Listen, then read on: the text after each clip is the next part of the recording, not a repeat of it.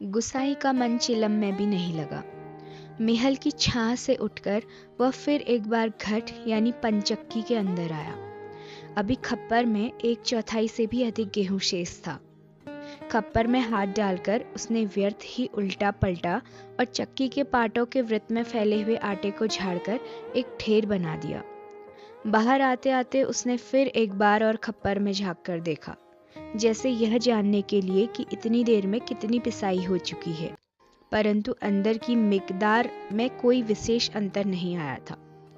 खस खस की ध्वनि के साथ अत्यंत धीमी गति से ऊपर का पाट चल रहा था। घट का प्रवेश द्वार कम ऊंचा था, खूब नीचे तक झुककर वह बाहर निकला। सिर के बालों और बाहों पर आटे की एक हल्की सफेद परत बैठ गई थी। खंबे का सहारा लेकर वह बुदबुदाया, जा साला, सुबह से अब तक 10 पंसेरी भी नहीं हुआ। सूरज कहाँ का कहाँ चला गया है। कैसी अनहोनी बात अनहोनी तो है ही। जेठ बीत रहा है, आकाश में कहीं बादलों का नामो निशान भी नहीं। अन्य वर्षों में अब तक लोगों की धान रोपाई पूरी हो जाती थी, पर इस साल नदी नाले सब सूखे पड़े हैं। खेतों की सिंचाई तो दरकिनार, बीच की क्यारियां सूखी जा रही हैं। छोटे नाले, गूलों के किनारे के घट महीनों से बंद हैं। कोसी के किनारे है गुसाई का यह घट, पर इसकी भी चाल ऐसी कि लद्दू घोड़े की चाल को मात देती है। चक्की के निचले खंड में छच्छिर छच्छिर की आवाज के साथ पानी को काटती हुई मथानी चल रही थी। कितनी धीमी आवाज! अच्छे खाते पीते ग्वालों के घर में दही की मथानी इससे ज्यादा शोर करती है। इसी मथानी का वह शोर होता था कि आदमी को अपनी बात नहीं सुनाई देती, और अब तो भले नदी पार कोई बोले तो बात यहाँ सुनाई दे जाए। छप छप छप पुरानी फौजी पैंट को घुटनों तक मोड़कर गुसाई पानी की गूल के अंदर चलने लगा। कहीं कोई सुराख निकास हो तो बंद कर दे, एक बूंद पानी भी बाहर न जाए। बूंद बूंद की कीमत है इन दिनों। प्रायः आधा फलांग चलकर वह बात पर पहुंचा। नदी की पूरी चौड़ाई को घेरकर पानी का बहाव घट की गूल की ओर मोड़ दिया गया था। किनारे की मिट्टी घास लेकर उसने बांध में 1-2 स्थान पर निकास बंद किया और फिर गूल के किनारे किनारे चलकर घट के पास आ गया। अंदर जाकर उसने फिर पाटों के वृत्त में फैले हुए आटे को बुहार कर ढेरी में मिला दिया। खप्पर में अभी भी थोड़ा बहुत गेहूं शेष था। वह उठकर बाहर आया। दूर रास्ते पर एक आदमी सिर पर पिसान रखे उसकी ओर आ रहा था। गुसाई ने उसकी सुविधा का ख्याल कर वहीं से आवाज दे दी, है हो, यहाँ लंबर देर में आएगा, 2 दिन का पिसान अभी जमा है, ऊपर उमेद सिंह के घट में देख लो। उस व्यक्ति ने मुड़ने से पहले एक बार और प्रयत्न किया। ऊंचे स्वर में पुकार कर बोला, जरूरी है जी, पहले हमारा लंबर नहीं लगा दोगे? गुसाई होठों ही होठों में मुस्कुराया। साला कैसे चीखता है जैसे घट की आवाज इतनी हो कि मैं सुन न सकूं। कुछ कम ऊंची आवाज में उसने हाथ हिलाकर उत्तर दे दिया, यहाँ जरूरी का भी बाप रखा है जी, तुम ऊपर चले जाओ। वह आदमी लौट गया।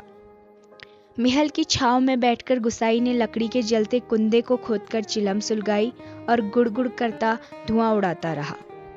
खस्सर खस्सर चक्की का पाट चल रहा था। किट किट किट किट खप्पर से दाने गिराने वाली चिड़ियां पाट पर टकरा रही थी। छिछिर छिछिर की आवाज के साथ मथानी पानी को काट रही थी। पत्थरों के बीच में टखने टखने तक फैला पानी क्या आवाज करेगा। पानी के गर्भ से निकलकर छोटे छोटे पत्थर भी अपना सिर उठाए आकाश को निहार रहे थे। दोपहरी ढलने पर भी इतनी तेज धूप, कहीं चिरैया भी नहीं बोलती, किसी प्राणी का प्रिय अप्रिय स्वर नहीं। सूखी नदी के किनारे बैठा गुसाई सोचने लगा, क्यों उस व्यक्ति को लौटा दिया। लौट तो वह जाता ही घट के अंदर टच पड़े पिसान के थैलों को देखकर 2-4 क्षण बाद चीज का आसरा ही होता। कभी कभी गुसाई को यह अकेलापन काटने लगता है। सूखी नदी के किनारे का यह अकेलापन नहीं, जिंदगी भर साथ देने के लिए जो अकेलापन उसके द्वार पर धरना देकर बैठ गया है, वही। जिसे अपना कह सके ऐसे किसी प्राणी का स्वर उसके लिए नहीं, पालतू कुत्ते बिल्ली का स्वर भी नहीं। क्या ठिकाना ऐसे मालिक का जिसका घर द्वार नहीं, बीबी बच्चे नहीं, खाने पीने का ठिकाना नहीं।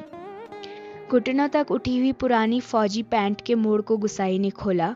गूल में चलते हुए वह हिस्सा थोड़ा भीग गया था। पर इस गर्मी में उसे भीगी पैंट की यह शीतलता अच्छी लगी। पैंट की सलवटों को ठीक करते करते गुसाई ने हुक्के की नली से मुंह हटाया। उसके होठों में बाएं कोने पर हल्की सी मुस्कान उभर आई। बीती बातों की याद गुसाई सोचने लगा। इसी पैंट की बदौलत यह अकेलापन उसे मिला है। नहीं, याद करने को मन नहीं करता। पुरानी, बहुत पुरानी बातें वह भूल गया है, पर हवलदार साहब की पैंट की बात उसे नहीं भूलती।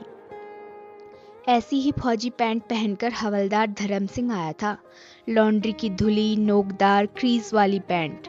वैसी ही पैंट पहनने की महत्वाकांक्षा लेकर गुसाई फौज में गया था, पर फौज से लौटा तो पैंट के साथ साथ जिंदगी का अकेलापन भी उसके साथ आ गया।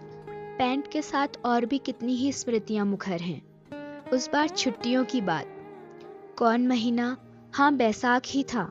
सिर पर क्रॉस खुकरी की क्रेस्ट वाली काली किस्तीनुमा टोपी को तिरछा रखकर फौजी वर्दी पहली बार वह एनुअल लीव पर घर आया तो चीड़वन की आग की तरह खबर इधर उधर फैल गई थी।